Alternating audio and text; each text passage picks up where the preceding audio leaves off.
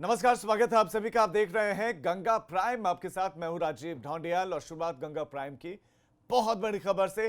दिल्ली से आईएसआईएस का एक आतंकी गिरफ्तार किया गया है। ये महत्वपूर्ण और बड़ी खबर आपको इस वक्त हम दिल्ली से दे रहे हैं। आईएसआईएस का एक आतंकी गिरफ्तार किया और इसके पास से 2 आईईडी बरामद किए गए।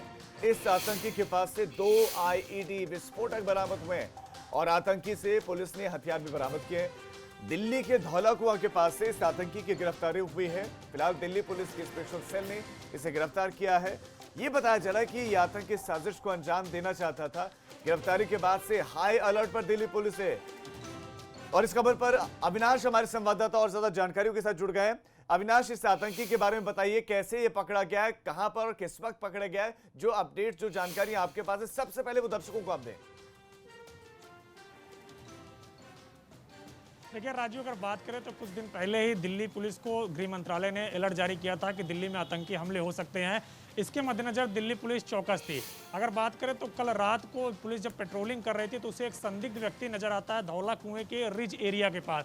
जब उस व्यक्ति को रोका जाता है तो वो रुकता नहीं। जब पुलिस उसका पीछा करती है तो वो फायरिंग करने लग जाता है। क्रॉस फायरिंग में ये आतंकी पकड़ा गया है। इसका नाम अब्दुल यूसुफ बताया जा रहा है, जो कि आईएसआईएस मॉड्यूल का ये आतंकी है।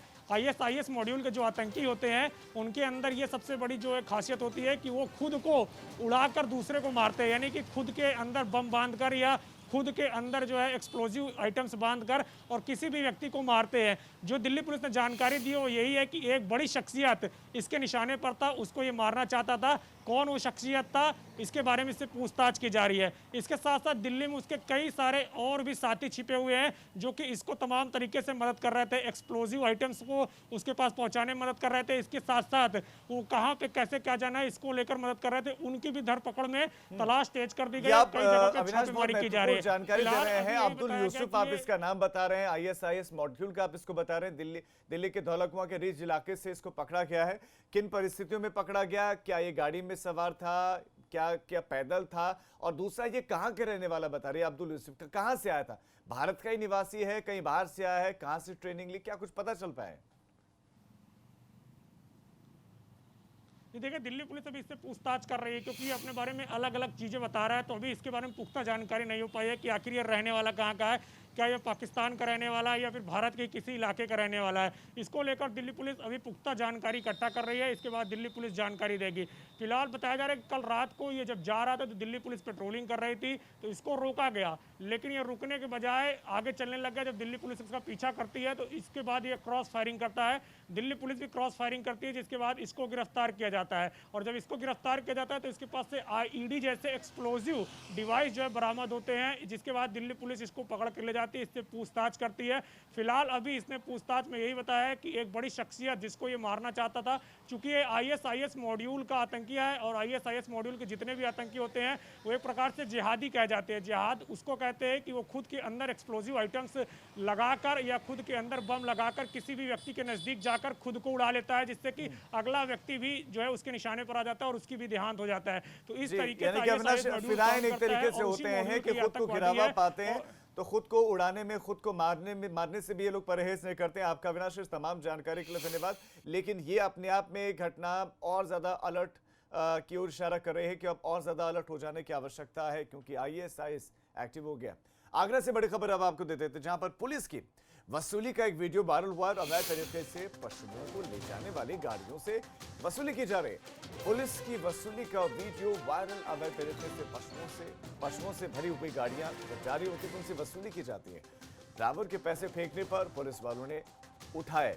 इनर रिंग रोड के पास का वीडियो बताया जा रहा है, जो आपको एबीपी गंगा अब दिखाने जा रहा है। वीडियो देखिए। अब आप वीडियो देखिए कि ट्रक जो कि मवेशियों से भरा हुआ है, वो ट्रक आगे जाता है। देखिए, पहले तो पुलिस की जीप खड़ी है, पुलिस वाला बाहर है। सड़क पर आप देखेंगे हाईवे पर पुलिस वाला और ट्रक गुजरता है। ट्रक वाला पैसा फेंकता है, पुलिस वाला उठाता है और उसके बाद वापस गाड़ी की तरफ आ जाता है। ये एक्सक्लूसिव तस्वीरें आप सिर्फ और सिर्फ एबीपी गंगा पर देख रहे हैं। नितिन उपाध्याय हमारे संवाददाता का सीधा रुख करते हैं, जो और ज्यादा जानकारी के साथ जुड़ गए।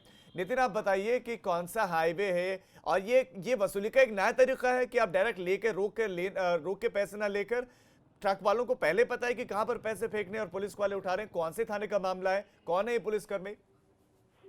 देखिए, ये जो इनर रिंग रोड का मामला है, और इनर रिंग रोड आगरा का बाहरी रास्ता है जो आगरा लखनऊ एक्सप्रेसवे और यमुना एक्सप्रेसवे को जोड़ता है। तो ये कितनी शर्मनाक बात है कि अवैध पशुओं के संचालन को आगरा पुलिस बढ़ावा दे रही है, लेकिन अधिकारी पूरी तरह से आंखें मूंदे हुए हैं। और जिस तरीके से इनर रिंग रोड पर जो PRV 33 है, PRV 28 है या डायल 112 की जो गाड़ियां हैं, वो पूरी तरीके से कहा जाए इस पर अवैध वसूली को अंजाम दे रही हैं। और कभी भी कोई भी बड़ी घटना होगी तो ये अपराधियों को संरक्षण दे रही है आगरा पुलिस। शर्मनाक बात है, 10-10, 20-20 रुपए मुंह पर फेंक कर जा रहे हैं जो अवैध तरीके से जो पशुओं को लेकर जा रहे हैं। इसमें कोई शक नहीं है और यही खाकी को कहीं ना कहीं शर्मसार भी कर रहे हैं नितिन। लेकिन ये वीडियो शूट किसने किया है? ये वीडियो शूट करने वाला क्या कोई ट्रक चालक है या साथी पुलिसकर्मी ने या किसी आम आदमी ने वीडियो शूट किया पता चल पाया है कब ये वीडियो शूट किया गया है? और क्या बस यही जो पेट्रोलिंग पार्टी वहां पर दिख रहे हैं, ये जो दस्ता है जो हाईवे पर होता है, या अन्य लोग भी इसमें शामिल हो सकते हैं? देखिए पूरी तरीके से देखिए Agra Lucknow expressway inner ring road इसको जोड़ता है और ऐसे में बड़ी संख्या में जो कैंटर गाड़ियां हैं, आयसर गाड़ियां हैं या जो ट्रक हैं जिसमें से पशुओं को ले जाया जाता है, तो ये पुलिस वाले हाथ देते हैं, नहीं तो उनके पीछे गाड़ी को लगा देते हैं और पीछा करते हैं, तो मजबूरन होकर उसको रोकना पड़ता है। तो ऐसे में जब कोई पुलिस वाला अगर बीच सड़क पर खड़ा मिल जाए तो ये जो जितने भी वाहन चालक ये समझ जाते हैं। ठीक है नितिन, आपका इस तमाम जानकारी के लिए धन्यवाद। तो आपको अगर आगरा से आपको गुजरना है और आप चाहते हैं कि पुलिस वाले आपको रोके नहीं, तो स्थितियां ये हैं कि 10-20 रुपए का नोट फेंकिए, पुलिस वाले उस नोट को उठा लेंगे, ना आपको पकड़ेंगे ना पूछताछ करेंगे कि आप क्या लेकर जा रहे हैं। ये स्थितियां कितनी खराब हो चुकी हैं इसको दर्शाता है। यूपी में कोरोना कहर अपना लगातार बरपा रहा है और सबसे ज्यादा संक्रमण कहीं पर है तो लखनऊ में है, फिर उसके बाद कानपुर में है। और ऐसे में संक्रमण लगातार और तेजी से फैल रहा है, जिसको देखते हुए मुख्यमंत्री योगी आदित्यनाथ ने और ज्यादा सख्ती दिखाते हुए अधिकारियों को अहम निर्देश दिए हैं। अगर हम बात करें संक्रमण की तो यूपी में एक दिन के अंदर 4,991 पॉजिटिव केसेस मिले, करीब 5,066 मरीजों की मौत भी हो चुकी है। लखनऊ में कहर इतना है कि यहां पर एक दिन में 620 नए मरीज मिले और ये कंसिस्टेंसी है कि रोजाना इतने केसेस तो करीब आ ही रहे हैं। अकेले लखनऊ में एक दिन में 11 मरीजों की मौत हो गई, 620 पॉजिटिव केसेस भी आए हैं। तो सबसे ज्यादा कोरोना केसेस लखनऊ में ही है। इसको लेकर सूबे के मुख्यमंत्री योगी आदित्यनाथ नाराज भी हैं, अधिकारियों को निर्देश भी दिया गया है कानपुर को लेकर और लखनऊ को लेकर। सीधा रुख करते हमारे संवाददाता शैलेश अरोड़ा का, जो और ज्यादा जानकारियों के साथ जुड़ गए। शैलेश, स्थिति चिंताजनक है और चिंताजनक है यही वजह है कि मुख्यमंत्री को निर्देश देने पड़े, लेकिन किस तरह के निर्देश दिए, उन निर्देशों पर पालन कितना हो रहा है? क्योंकि पालन अगर हो रहा होता तो केसेस में कमी दिखती, वो नजर नहीं आ रहा है। बिल्कुल राजीव, पहले तो देखिए हम अपने दर्शकों को एक अपडेट देना चाहेंगे कि जो मौतों की संख्या रही थी, कल जो आंकड़ा जारी किया था वो 11 नहीं 15 हो गया था बाद में बढ़कर, तो ये एक हम अपडेट देंगे दर्शकों को। दूसरी चीज़ जो राजीव आपने अभी बात कही कि कहीं ना कहीं अगर पहले ध्यान दिया होता तो ये हालात ना होते, ये बिल्कुल सच है कि अगर पहले लापरवाही नहीं की होती तो ये हालात वाकई नहीं होते। यही वजह है कि मुख्यमंत्री लगातार इसको लेकर बैठकें कर रहे हैं और कल अब ये हालत आ चुकी है कि मुख्यमंत्री को लखनऊ और कानपुर के लिए अलग से बैठकें करके अलग से निर्देश देने पड़ रहे हैं। इससे पहले लखनऊ को लेकर, कानपुर को लेकर भी मुख्यमंत्री को बैठक करनी पड़ी थी। अब निर्देश ये दिए गए हैं फिलहाल कि लखनऊ और कानपुर जो है, यहाँ पर एक तो स्वास्थ्य सुविधाओं को और बेहतर किया जाए, बेड्स की संख्या बढ़ाने के लिए कहा गया है। इसके अलावा जो लैब्स हैं, जो टेस्टिंग लैब्स हैं इस समय सैंपल की प्रदेश में, वहाँ के लिए मुख्यमंत्री निर्देश दिए हैं कि अतिरिक्त जो वहाँ पर लैब असिस्टेंट्स, लैब टेक्नीशियंस की ज़रूरत है वहाँ पर, उनके लिए कहा है कि आप उसका आकलन कीजिए कि हमें और कितने चाहिए। और इन सारी चीज़ों की जो मॉनिटरिंग है उन्होंने कहा है कि खुद मुख्यमंत्री कार्यालय और मुख्य सचिव का कार्यालय करेगा। एक ये चीज़। दूसरी बात, अगर राजधानी लखनऊ को लेकर हम करते हैं विशेष रूप से, तो जिला प्रशासन ने भी आज से अपना एक विशेष अभियान शुरू किया है। अगले एक हफ्ते तक यानी 22 से लेकर 29 अगस्त तक ये अभियान चलेगा। इसमें कॉन्टैक्ट ट्रेसिंग के ऊपर बल दिया जाएगा और जो बाकी सैनिटाइजेशन का काम लगातार वैसे तो चल रहा है, जो वीकेंड्स होते हैं, लेकिन अब उसको और तेजी दी जाएगी। कॉन्टैक्ट ट्रेसिंग का काम बढ़ाया जाएगा और ये कहा है कि सभी जगह जो अलग अलग थानेवार टीमें बनाई गई हैं उनको ये निर्देश है कि वो सबसे ज़्यादा कड़ी निगरानी करें कि जो लोग होम आइसोलेशन में है, होम क्वारंटीन में है, वो बिल्कुल बाहर ना निकले। अगर ऐसा कोई आदमी बाहर मिलता है तो तत्काल शैलेश, आप हमारे साथ बने रहे, मैं आगे आपके पास फिर से लौटूंगा। तो जिला प्रशासन अपने स्तर से कोशिशें करने वाला है, कॉन्टैक्ट ट्रेसिंग को खंगालेगा, रहेगा, दूसरी तरफ जो होम आइसोलेशन में है वो नियमों का पालन कर रहे हैं या नहीं कर रहे हैं, ये सारी चीजें देखेंगे। दूसरी तरफ अब खुद मुख्यमंत्री चूंकि मॉनिटर कर रहे हैं स्थितियों को, लखनऊ की स्थितियों को, कि इनको दुरुस्त किया जाए, संसाधनों की अगर कमी है तो बताया जाए, उन संसाधनों को आपको मुहैया करवाया जाएगा। पीलीभीत से इस वक्त एक बड़ी खबर आपको देते थे, जहां पर एसडीएम और नायब तहसीलदार कोरोना पॉजिटिव मिले हैं। पीलीभीत में एसडीएम और नायब तहसीलदार कोरोना संक्रमित मिले हैं। एक दिन पहले मंडलायुक्त की बैठक में दोनों के दोनों शामिल हुए। एक दिन पहले ही बैठक हुई थी मंडलायुक्त की, उसमें शामिल हुए थे और अब पॉजिटिव मिले हैं। बैठक में कमिश्नर, डीएम समेत कई अफसर मौजूद थे। इस वक्त ये बड़ी खबर आपको दे रहे हैं हम पीलीभीत से। पॉजिटिव केसेस लगातार आ रहे हैं। इस बीच में एसडीएम और नायब तहसीलदार ही संक्रमित मिले, जो एक बैठक में शामिल हुए थे, जिसमें डीएम समेत अधिकारी, कमिश्नर मौजूद थे।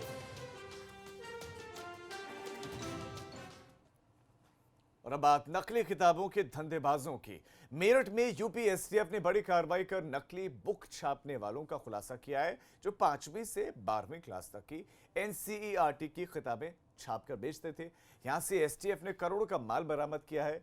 और मौकमपुर में नकली किताब बनाने की फैक्ट्री लगी थी। छापेमारी की खबर सुनते गोरख धंधे का मास्टरमाइंड सचिन गुप्ता फरार हो गया और यहां पर किताबों में आग लगाकर सबूत मिटाने की उसने कोशिश की, लेकिन उससे पहले उसके इस गोरख धंधे का पर्दाफाश हो गया है। तो एनसीईआरटी की किताबें यहां पर गलत तरीके से, अवैध तरीके से छापी जा रही थी। 5वीं से लेकर 12वीं तक की ये किताबें जो छापी जा रही थी, और इसका खुलासा किसी और ने नहीं किया, एसटीएफ ने ही किया। और एसटीएफ ने पता लगाया तो करोड़ों की नकली किताबें यहां पर छापी जा रही थी। मौकमपुर में नकली फैक्ट्री लगाई गई थी और यहां पर छपाई चल रही थी। अब एक सवाल यहां पर यह है कि क्या इतने बड़े पैमाने पर किताबें छप रही हो और प्रशासन को पता ना हो? क्या यह संभव है? बिना मिलीभगत के क्या इस तरह का गोरख धंधा कर पाना सचिन गुप्ता मास्टरमाइंड जो कि इस मामले में है, उसके लिए संभव था? ये जनपद मेरठ के परतापुर थाना क्षेत्र में एसटीएफ और मेरठ पुलिस का एक ज्वाइंट सूचना के आधार पर छापेमारी हुई थी। इसमें करीब 35 करोड़ रुपए के आसपास की एनसीईआरटी की किताबें और प्रिंटिंग की मशीनें बरामद हुई हैं। और प्रथम दृष्टया पूछताछ में चीज़ें सामने आई हैं कि यूपी, उत्तराखंड, दिल्ली और आसपास के कई राज्यों में अवैध तरीके से इसकी प्रिंटिंग करके सप्लाई की जाती थी। इसमें करीब 1 दर्जन व्यक्तियों को मौके से हिरासत में लिया गया है। साथ ही जिस स्थान पर इनका गोडाउन था उस गोडाउन को सील कर दिया गया है। जिस स्थान पर प्रिंटिंग होती थी उस प्रिंटिंग वाले स्थान को भी सील कर दिया गया है। और ये जो व्यक्ति जिसके नाम से सचिन गुप्ता है, सारी चीज़ें थी, सचिन गुप्ता की तलाश के लिए भी टीमें लगाई गई हैं और इसमें जो अग्रिम विधिक कार्रवाई है वो सुनिश्चित की जा रही है। और इस खबर पर बलराम पांडे हमारे संवाददाता और ज्यादा जानकारियों के साथ जुड़ गए। बलराम, सबसे पहले तो सवाल यही कि मास्टरमाइंड सचिन गुप्ता का है, उसको पकड़ने के लिए क्या किया जा रहा है? दूसरा सवाल ये कि ये गोरख धंधा चल रहा था, ये प्रिंटिंग का काम चल रहा था, करोड़ों की किताबें छापी जा रही थी और नसीब छापी जा रही थी, देश के अलग अलग हिस्सों में बेची जा रही थी, यानी कि बिना मिलीभगत के संभव नहीं। तो उस नेटवर्क को खंगालने के लिए अब तक क्या किया गया, किस किस की मिलीभगत अब तक सामने आए हैं, और जो कुछ भी अपडेट आपके पास है वो भी आप दर्शकों के सामने रखें। देखिए राजीव, सबसे पहली बात तो ये है कि सचिन गुप्ता फरार है और जिसकी गिरफ्तारी के लिए एसटीएफ और मेरठ पुलिस दोनों लगी हुई है और लगातार छापेमारी की जा रही है और उम्मीद है जल्द ही वो पुलिस की गिरफ्त में होगा। दूसरी बात यह है कि जिस तरीके से ये कारोबार फल फूल रहा था उसमें कहीं ना कहीं सवालिया निशान जरूर लगते हैं कि आखिरकार इतना बड़ा कारोबार किसकी सरपरस्ती में फल फूल रहा था। क्योंकि एसटीएफ टीम को जब इसकी जानकारी मिली कि परतापुर थाना क्षेत्र में एनसीईआरटी की अवैध तरीके से किताबें छापी जा रही हैं और उनको कई राज्यों में सप्लाई किया जा रहा है, उसके बाद एसटीएफ ने जो लोकल थाना था परतापुर, वहां पर जानकारी दी कि हम अपनी टीम के साथ वहां छापेमारी कर रहे हैं, आप भी वहां पहुंचिए। लेकिन एसटीएफ के पहुंचने से पहले ही सचिन गुप्ता जो इस पूरे कारोबार का सरगना है उसको जानकारी मिल जाती है और वो सबूत मिटाने के लिए उन किताबों में आग लगाने का प्रयास करता है। लेकिन एसटीएफ पहले पहुंच जाती है और वो अपने मंसूबे में कामयाब नहीं होता। ऐसे में सवाल उठता है कि आखिरकार जब एसटीएफ टीम को और सिर्फ मेरठ पुलिस को इस बात की जानकारी थी कि एसटीएफ की टीम छापेमारी करने जा रही है, तो सचिन गुप्ता को इस बात की जानकारी कहां से मिली? ये भी सबसे बड़ा सवाल है। कहीं ऐसा तो नहीं कि घर का यानी कि ये बलराम सीधा सीधा इशारा कर रहा है कि जब एसटीएफ और पुलिस को जानकारी है तो यानी कि पुलिस में ही बैठे कुछ लोगों ने सचिन गुप्ता को जानकारी दी।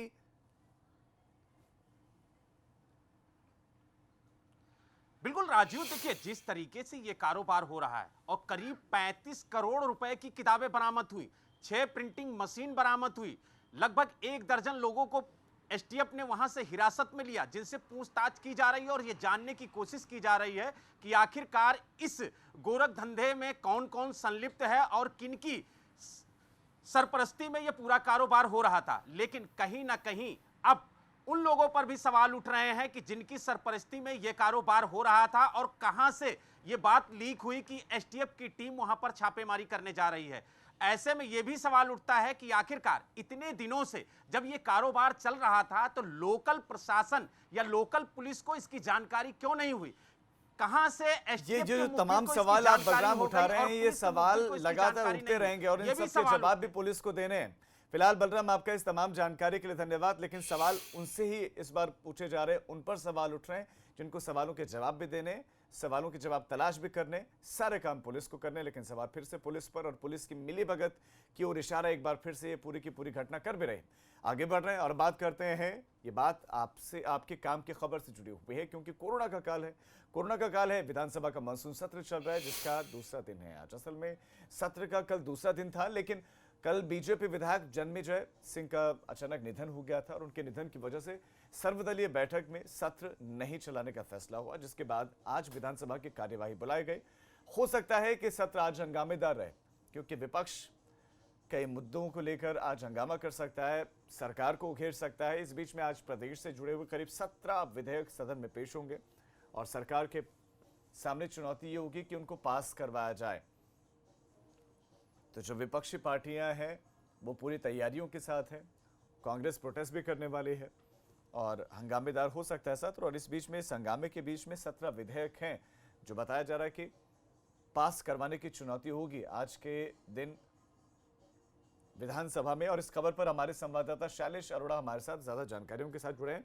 शैलेश, विपक्ष की रणनीति और उसके तेवर बिल्कुल स्पष्ट हैं कि वो छोड़ने वाला है नहीं, सारे मुद्दों को आज रखने वाला है, चाहे वो सदन के भीतर रखे या बाहर रखे। दूसरी तरफ सत्ता पक्ष की क्या रणनीति है कि वो विपक्ष के तमाम सवालों के जवाब भी दे, उनके हंगामे को छीनते हुए सारे विधेयकों को पास भी करवा दे। तो विपक्ष की और सत्ता पक्ष की क्या रणनीति रहने वाली है आज?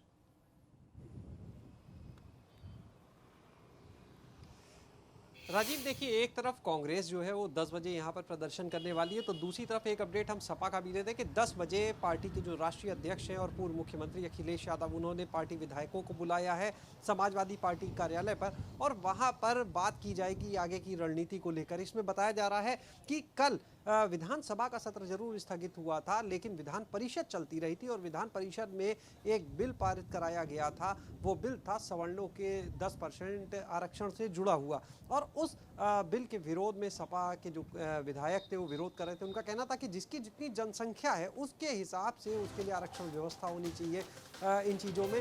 तो इसको लेकर विरोध हुआ, लेकिन उस बीच में भी बिल परिषद में पारित हो गया था। तो इसको लेकर आज अखिलेश यादव जो है वो पार्टी विधायकों से बात करेंगे। 10 बजे पार्टी कार्यालय पर बैठक बुलाई। ये संभव है कि उसके बाद कल जो रणनीति थी सपा की कि उनको साइकिल रैली निकालनी थी, विधानसभा तक विरोध करना था, संभव है कि आज वो उस तरह का प्रदर्शन करें या कोई और प्रदर्शन का स्वरूप उनका हो सकता है। बहरहाल 17 विधेयक हैं और इनको लेकर भी पार्टी पूरे जो विपक्षी हैं वो पूरा मन बना चुके हैं कि उनको किस तरह से आज जो है विरोध करना है और देखना ये होगा कि अब जो सत्ता पक्ष है वो किस तरह से इन विधेयकों को पास कराता है, क्योंकि हंगामा जोरदार होगा। ठीक है शैलेश, आपका इस तमाम जानकारी के लिए धन्यवाद। महत्वपूर्ण जानकारी आपने दी। तो ये बड़ी खबर भी आपको साथ साथ दे देते हैं कि समाजवादी पार्टी के जो मुखिया हैं अखिलेश यादव, उन्होंने 10 बजे पार्टी के विधायकों को बुलाया। उनके साथ आज महत्वपूर्ण बैठक होने वाली है और उसके बाद वो सत्र में पहुंचेंगे और वहां पर सत्र के हंगामेदार रहने के पूरे आसार हैं। बहुत सारे मुद्दों को लेकर सभा भी गिर सकती है। कांग्रेस के प्रोटेस्ट आज विधानसभा परिसर में ही होने वाले हैं। इस बीच में एक और बड़ी खबर आपको देते हैं। कानपुर से सीआईएसएफ एएसआई का डिप्टी कमांडेंट पर गंभीर आरोप। सीआईएसएफ एएसआई ने डिप्टी कमांडेंट पर गंभीर आरोप लगाए हैं और आरोप जो है वो ये है कि फर्जी बिल बनाने के लिए दबाव बनाया गया। फर्जी बिल बनाने के लिए दबाव बनाने का आरोप है और मना करने पर बंधक बनाकर मारपीट करने का आरोप लगाया गया है। इस वक्त बड़ी खबर आपको दे दें, डिप्टी कमांडेंट पर ये गंभीर आरोप लगाए, ये एएसआई ने लगाए जो सीआईएसएफ की एएसआई। उनका ये कहना है कि फर्जी बिल बनाने के लिए पहले तो दबाव बनाया गया, मना किया गया तो बंधक बनाकर मारपीट की गई। पीड़ित असिस्टेंट सब इंस्पेक्टर ने पनकी थाने में तहरीर दे दी है। पनकी थाना इलाके पीटीपीएस पनकी पावर हाउस का मामला है, जहां पर सीआईएसएफ एएसआई ने आरोप लगाए हैं डिप्टी कमांडेंट पर, और उन पर आरोप लगाए कि फर्जी बिल बनवाते हैं और मना करो तो मारपीट करते हैं।